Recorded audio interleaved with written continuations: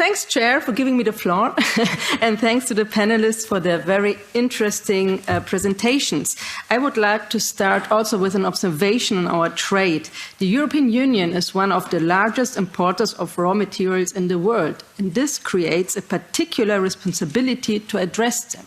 Extraction of raw materials is often accompanied by serious impacts such as human rights abuses, environmental pollution, and biodiversity loss, and can have significant negative effects on local communities and indigenous people.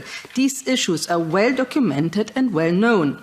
If not regulated, increased trade and investment in raw materials is likely to amplify such negative impacts.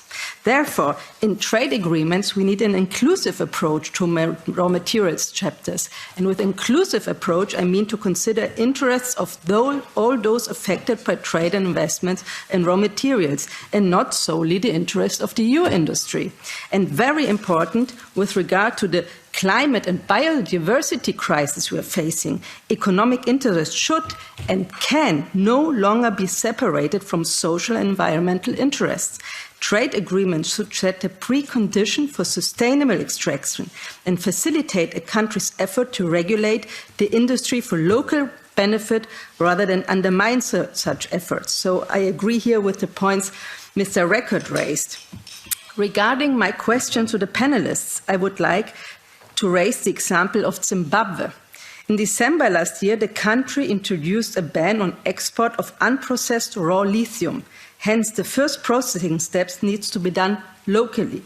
Is this the right approach? Would this slow down the exploitation in a sustainable manner? Would it have the desired impact on the local community? And if not, which measures would you suggest? My other questions was regarding how we can ensure the highest environmental and social standards that we should use for mining activities in the EU and globally. Mr. Record addressed it, so maybe if Mr. Torlizzi would like to add something here. And my last question regards the Critical Raw Material Act.